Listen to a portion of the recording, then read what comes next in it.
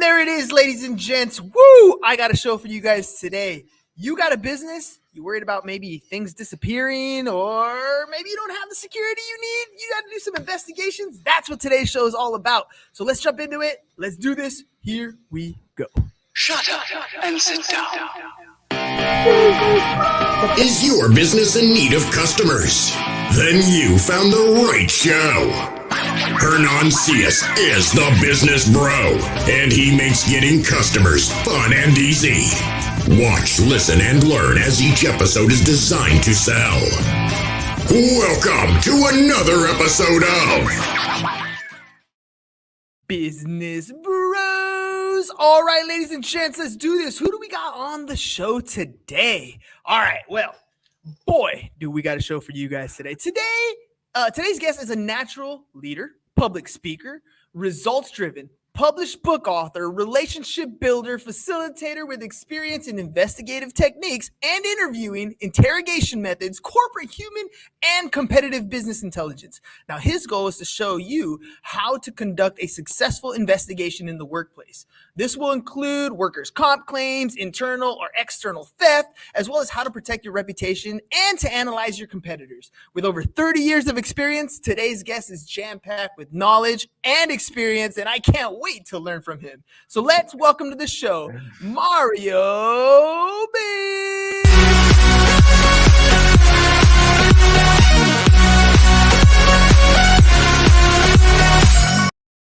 All right, Mario, welcome to the program, my friend. Hernan, thank you for having me on your show, and thank you for sharing with me the weather in San Diego. I'm pretty sure, yeah. Yeah. So good morning from Sydney. And listen, I never saw such a good intro like your one. Honestly, this is the best of the best there. So thank you for having me on your show, Hernan. All right, I'm going to drop another one because really it's your work. It's your 30 years of experience. So let me give you a round of applause.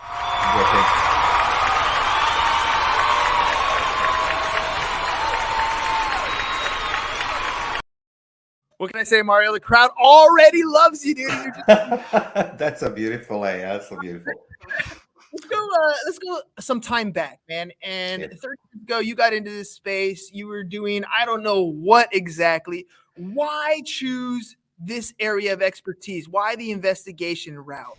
Why are you doing this? Because I want to know. I just love this intro. Look, I try to be now the more professional. Okay, so but I still like it. Why I'm here? You heard that expression, Hernan. Be careful what you wish for. Yeah. And people don't believe in this, but I'm saying always, if you wish something very hard and so much, it's gonna happen. Unfortunately, I was growing up in communism, and my grandfather was second in charge of communist secret police. And he was always telling me, I don't want you that field, I don't want you that field. What had happened actually, by beginning 1991, I ended up in civil war in Yugoslavia. Croatia was fighting for independence. Quite similar what's happening in Ukraine right now. And, one thing leads to another. So after the combat, almost 1,800 days, my government, my department tried to position me somewhere. I was very young and sent me all these glossy schools which you don't talk about, which was like intelligence academy, counterterrorism, intelligence courses and trainings, and then I finished a police academy for forensic investigations. And in that part, you start meeting some of these shady people, right? Which is they approached you and they say, look, we like to have you somewhere. And deep inside of me, I wanted to be in military security intelligence services. So my dreams come true. Eventually in 98, after the almost 9 years of active service in the war and sometime in peace, I decided to resign. And, you don't resign when you want, you resign when they say to you resign. So I was 28 years old and 27 years old, I apologize. And I was submitting my papers to resign from military. I wanted to marry. I want to have kids. I want to have a sex. I want to meet a girlfriend because I was lonely. I was really, really lonely. I was like a unicorn. Nobody wants to talk. And that's a sad part of the war. because you have the parallel life. We had the war on front line, and then you have a life behind the front line where the people live normal life. And somehow the everything was changing for me. I realized that I'm living the one life, which it is basically just going into battlefield, trainings, sleeping, and I want to have the family. So eventually, I submit my papers to resign, and in process of me resigning, one day in a coffee shop I was having coffee with a good friend of mine from the service. Comes a beautiful lady, like in a movies, and she comes to me with the two guys in the suits, and she gives me an envelope. And she was approaching me like it was really, she was really attractive lady, but she hold herself so professional that I didn't know what's happening. So she gave me envelope and she says, "See you on Monday, 7 a.m." And I'm like, "You don't approach me that way," you know what I mean? And eventually I opened that envelope, and I saw that I'd be invited for the interview in the Department of Foreign Affairs. Like nobody invites you, you know what I mean, for interviews, you know. This is a must show. Yes, and my friend next to me, he says to me, "Listen, this is not right, you know what I mean? Like, you know, where we're working and somebody approaching us like this." And after some dramatic, conversations with my superior, with my general, I told them, "Listen, this is what's happened. I go on Monday there." And suddenly I've been entered into the world of diplomatic intelligence. The service was called Directorate 7, which was counterintelligence and security services of the Department of Foreign Affairs of Republic of Croatia. And it took me 12 months of this intensive background checks, the tests and everything we go into that process. And on the 30th of May 98, eventually I resigned from the Department of Defense, and following day I was in Foreign Affairs and Intelligence. And then 6 months later, after some certain trainings in some certain schools, I was being sent in Australia. I couldn't believe I couldn't get a further country, from Europe to Australia. It's a long time to fly. Yeah. It's a quite extensive traveling, and being 28 years old, you are full of hopes and dreams. But then I realized very quickly that I wished so much for this that I couldn't handle anymore that, because the work I was start doing, it was being independent. You were far away from your family, you're far away from the bosses, everything else, and accountability, responsibility was playing biggest role, because in that job, you need to be very accountable for your actions. Mhm. So eventually, Helen, I resigned 2003. I started my little family. I got my boy, and that was my biggest driver, my son, to start my own business several years later. Because when you start a business, I was believing that world owes me. That world Yes. owes me, and that was a bad premise. I was believing everyone's gonna come to me, head of CIA, Mario, head of this or this. Eventually I ended up as a bouncer. That was my first job, you know what I mean? So then the cleaner, and then slowly corporate world, come GFC smashed all my dreams, lost the family and lost the money. So I decided my business, and that's I realized that market needs to learn what I had from my past. That's basically what it is. Man, you got quite a journey, though. I mean, just your military background alone already sets up a lot of things that you Yeah. are aware of that the normal person doesn't even look for, right? I mean, that's number one. Then you spend some time in foreign affairs, you get a whole other idea of what people are looking at and where they're going to go. Then Yes. they ship you to a whole nother country. I mean, Yes. you've been through it. You are as prepared for what you're doing as you possibly can be. And yet, I'm sure there's going to be a lot of things that come up. So, Yes. with your experience, and you finally decide to get into your business, if you can explain it to me as if I was like a fifth grader and you're teaching Okay. it to a young one, what is it that you do? What do you do? Um, you know that feeling that you get when you realize someone has taken advantage of you. Oh, that Um, feeling in your stomach. That so yes, I solved that problem, so never happens again. And my business, Inside Intelligence Group, which I formed in 2010, it's based on three pillars of the my business. It's a three Fs.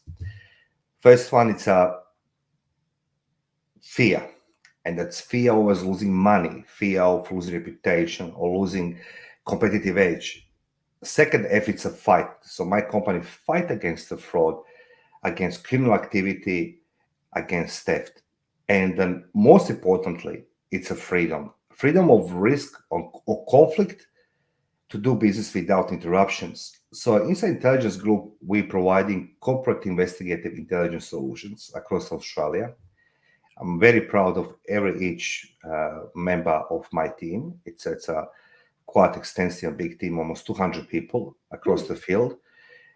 So they are top-notch investigators coming from corporate world, from government sectors, and we're providing investigative intelligence solutions for our clients, as I said, based on three Fs. Majority, it's a fraud, excuse me, insurance claims, surveillance investigations, due diligence, and of course, we have the educational department, which we sharing our knowledge and our expertise with our clients by improving their policy and procedures based on our findings through investigation.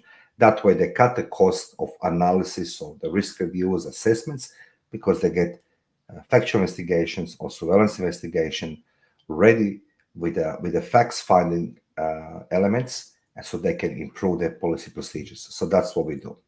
So it sounds to me, based on what you're describing, let me know if I got it right. Your best employees are going to steal from you a little bit, right? That's always the understanding that I've had when it comes to bringing on. Your job is to minimize what is being stolen, and they get really slick and smart about the things they do. I remember seeing stories about Costco employees throwing things in the trash and then coming back later and picking it up. I've heard stories of, my buddy's going to clock me in so that, I can get in on time. I don't get docked for anything, right? Yes. I mean, these are smaller things that are fraudulent, but they get immensely major, where maybe you're cutting out things out of accounts and siphoning money off to other things. Like, there's so many things that can go wrong in a company internally. And on top of that, you're also helping solve things on the external side, right? So protecting things from vendors that come in, or checks and balances for processes, security and surveillance to monitor what goes on outside. So I'm assuming these are the types of problems you solve. Is that correct? That's right. Hey, you've got a problem here. Yeah, there you go. Those are the problems, right?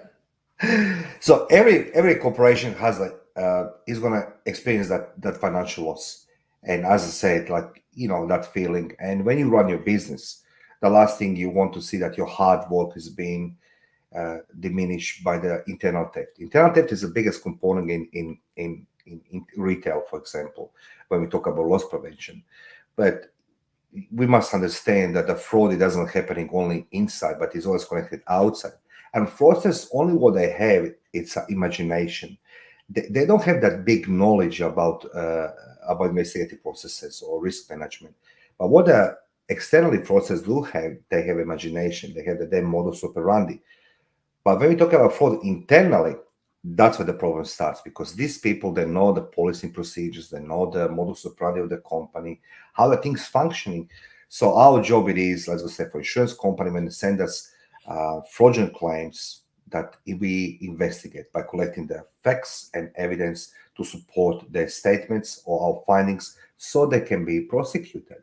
And that it is a very sophisticated job. And after all, Helen, we all need to be, as I say, I'm giving big pride to each person working for me, and I'm working with them, because we are not police. We cannot be the law enforcement agency. We have not this rights by the laws, acts, and legislations. But we need to adapt and adjust ourselves to the market, to the investigative processes, by utilizing our resources, which is open source intelligence, the questioning and interviewing techniques. And that's what I'm very, very passionate when it comes to the interviewing, right? This is not in a movies like take the phone book and slap somebody. It must be done and dealt very sophisticated, very methodological, so the data and evidence collected being transcribed into report, our clients can go on a court and say, this is the findings, this is the company we hired. As I said, my third F, it's a freedom. So my client doesn't need to concentrate and lose the money and time investigating internally or externally. They hired us. And I am very proud to say, we're giving great results for our companies, yes. And investigations, interviews. It reminds me of Chris Voss book, like trying to figure out how do you get somebody to move to that next level? Like, what is it that you have to say? And I'm sure you're implementing a lot of those strategies like on a day-to-day basis. Yes. So who is the person that you would ideally like to work with? Is it a small business? Is it a company? Who is your ideal client? I am looking for qualities beyond the physical. Beyond the physical. And physical.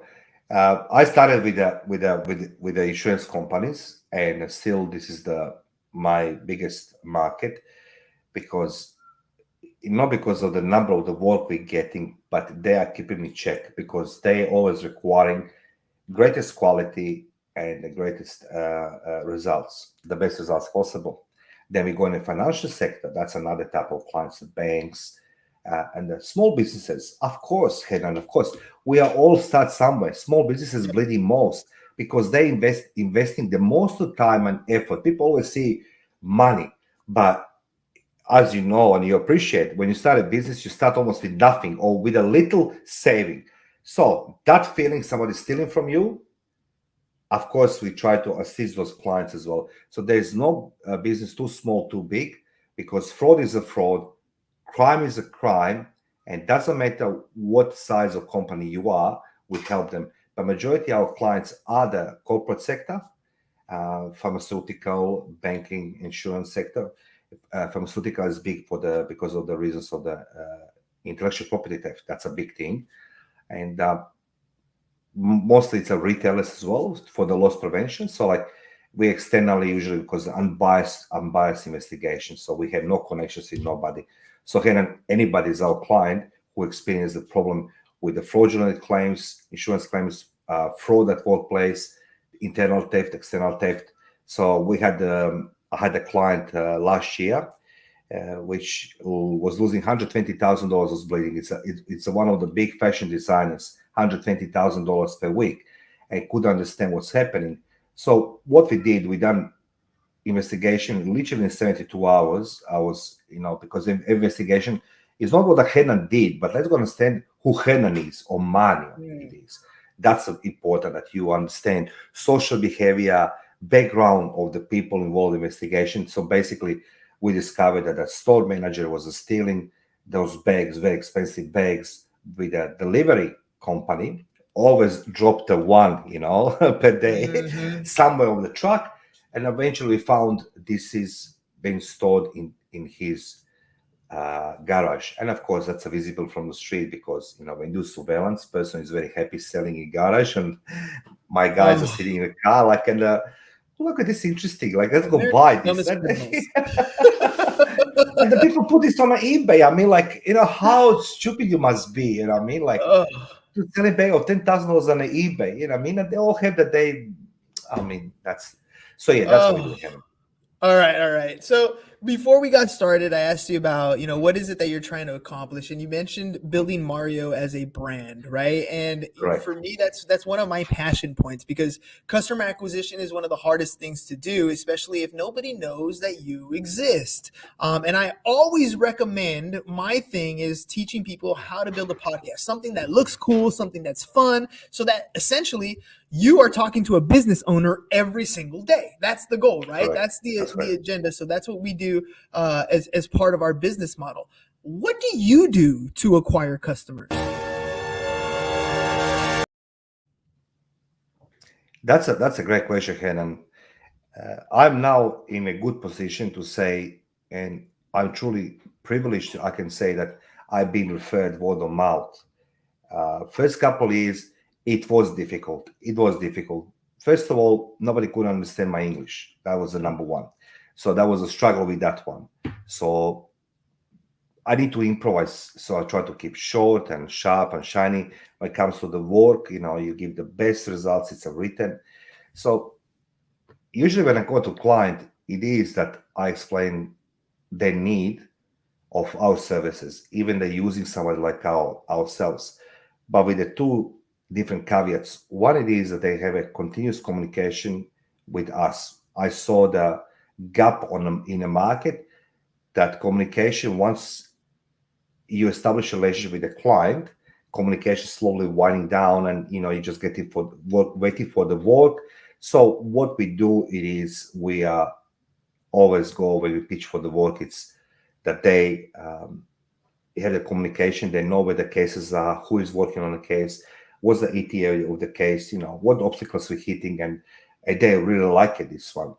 Second caveat, when I come into the conversation with potential clients, it is firstly, I'm dressed in a suit, not like now 6 o'clock in the morning, semi-casual, and that's given. But it is the point that results speaks itself, and I always stipulate to the client: if we don't perform,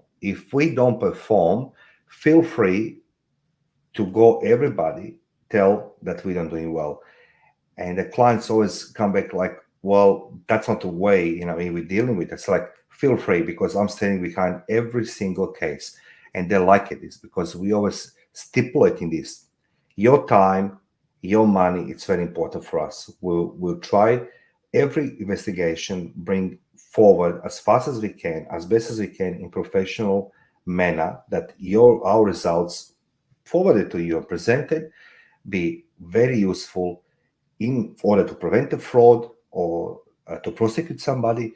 So that's what it is. And I don't believe in that saying, look for the problem. Get everybody on board. Look later for the employees. I think Richard Branson said that, something like this. You accept every job and worry for the problems later. How you're going to conduct the job, right? We can't do this. I know my limitations, and I know that.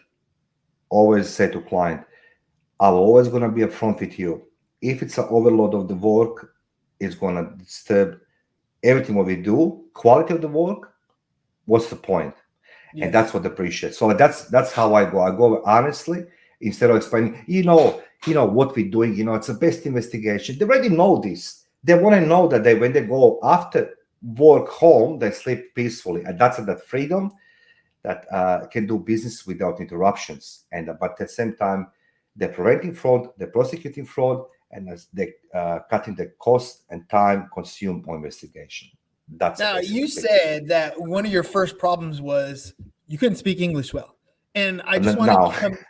Well, now definitely not. But I want to commend you because you didn't shy away from the communication. Rather, you dove deeper into it.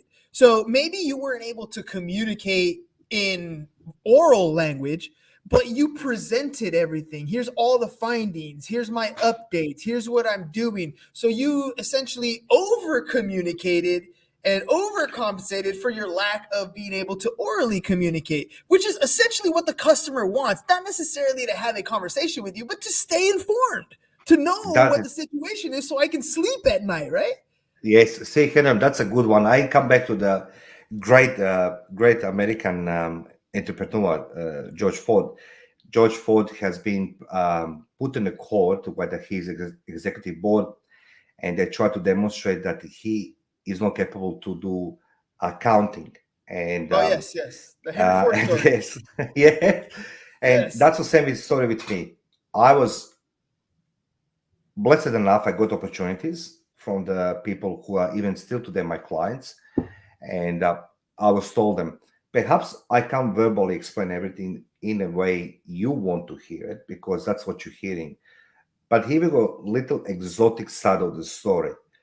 I don't speak like you, which means I'm gonna work more harder on our cases. And I hired very good quality people who knows everything. So I was learning as well how to express myself, because knowledge was not the problem, experience was not the problem. But then, I took this extra 30 tertiary qualification. I went for the master's, and when you do the master's on English language, which is not yours, what choices I have, Hernan? I need to learn. You need So to. I told my clients, it's like, oh my God, Mario. It's like, well, I'm doing this not because of me, but because I want to improve my level expertise of communications. Plus, I had a good coach. His name is Daniel Tolson, who spent with me past 4 years, trying Shout to out to bring me Daniel. up to, and Daniel, try to bring me up to speed with everything else. So that was my biggest courageous step, as you said, to communicate, Hernan. Yes.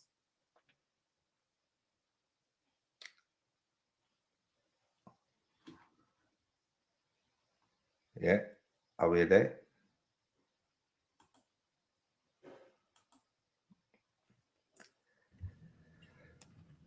Hello? Oh, sorry. Lost you there for a second. I'm back. That's okay. That's good one. All right. So yes, Daniel's been amazing. He brought you up to speed. He got you to the point where Yes. now you feel more confident in yourself and your capability of moving forward. I'm pretty sure that's where you went, right? Yes, that's correct. And then, like, look, the biggest step I did, I said, like, a part of being, look, if you're not born in some country, of course, you're going to expect some hurdles. And that's a say, Hernan. People must understand, if you're dedicated to your cause and you have a key objective to be, I don't know, great entrepreneur, great businessman, great podcast as a Hernan and Business Bros podcast, you continue grinding. I was doing the same. The difference is, I believe the world owes me. And when the life hits you a few times, you get a few kicks in your teeth, you realize it's time to understand why these things happen to me. So humility and, being humble was my hallmark from beginning and even today. I always say to people, when you start something, be prepared for a lot of sacrifice, for a lot of learning, and that there will be a lot of obstacles in front of everybody. And as I say, if somebody told me, Hernan, 10 years ago that I will have the podcast with you, I'll say he's lying, because there's a moment in life when you see everything is a dark, right? It's even Picasso can put the colors, how much you put in black. And then the life changed somehow, because you put effort, you put time and everything else. And that's my mission. My mission it is to people learn from me. My education, it doesn't resides on foundations I learned, let's go say, in Australia. I learned in communism. I was 14 years old when I left in military school. I was very, very young when I became the young communist, right? Then you have the education in the war, then you have education after the war. So I was truly honored that government I was working for, it was investing tremendous amount of money in my education. So I'm happy I can share with the people that knowledge, that experience, because after all, Hernan, you'll agree with me, information is the most valuable commodity in business, and that's my business. I work in 100%. information. Yes, 100%. Information is it's everything. Speaking of information, if people want to reach out to you, if they want to work with you, give them the information. How do they get a hold of you? Say hello to my little friend. How can I say hello to my little friend? I love it. Look, for the 6:30, 6:30 in the morning, I'm so full of energy now with interview with you. Look, people can come on my website www.mariobekes.com.au, and that's going to drive them to all the platforms and my company, Instant Intelligence, and my books, and how they can reach me. Perfect. Mario, before we head out, I want to make sure that I covered everything. Is there any question that maybe I didn't ask? Something that you wanted to cover that maybe I missed? Look, I just like to share one more thing before we go. I like to inform everybody that I have no right to tell people what to do with their life and how to live their life. However, I would like to invite everybody to reach for my book, Blood, Soccer, Soil, and learn from my life lessons, which are very painful, and we all had the painful lessons. but my one way a little bit more different. I like to people understand that everything it's in whatever they want to achieve, whatever they want to do, the only obstacles, only engine, it's them. So thank you, Hernan, at www.mariobekes.com.au. If you like to reach me, feel free, and be in touch with everybody. Mario, you're doing some amazing things, man. First of all, thank you for coming on the show at 6 a.m. Ladies and gents, 6 a.m. Talk about having a passion for what you do. This guy's getting up at 6 a.m. his time to come on the Business Bros to talk about his business. That's the passion behind what you do, dude. When you do it for so long and you love what you do, you can't stop talking about it no matter what people try to tell you. It's going on in here. You're talking about it to everybody else. That's just how it works. Mario, one question I got for you, because we're big on video testimonials. What was your favorite part of today's podcast? Everything. Like, look, first of all, it's first, before we were met today, it was professional. You organized the meeting, you sent me the questionnaires, and all these preparations. Which preparation is a mother of all battles, right? It's a winning formula. But secondly, what I like is that even before we started, Hernan, you spoke to me, and it's fun, and you ask right questions in right moment. You give the break, and I said, like, the best part is being on your podcast because you guys are known. So I'm Mario Bekes. Invite everybody to come. 6:30 in the morning. I invite everybody, please come to Business Bros podcast, and you're going to be glad you did it as I did. Yes. Thank you, Mario. Really appreciate that. Ladies and gentlemen, it really comes down to, are you creating content? I mean, if you're in business, you don't want to be invisible for very long. So creating content is how you move from invisible to visible. And if you do it consistently, you move into the credible stage. And when people trust you, they will do business with you, which moves you into the profitable stage. That's Dr. Miser's formula: invisible, visible, credible, and then profitable. So if you don't know how to create content, that's why you should hit us up at Business Bros Pod, or right there at the bottom of the screen, businessbros.biz, to find out how we can help you create content, and maybe we can help Mario build his name brand as well. Talking to more people. All right. Mario, thank you very much for coming on the show. Ladies and gents, we'll catch you guys a little bit later. Peace. And we're out. Thanks for watching The Business Bros. If you're ready to get more clients and want to work with the Business Bro, visit our website, www.businessbros.biz, and click on the Need More Customers button, or learn how to generate more referrals with our video testimonial packages. Go to www.businessbros.biz.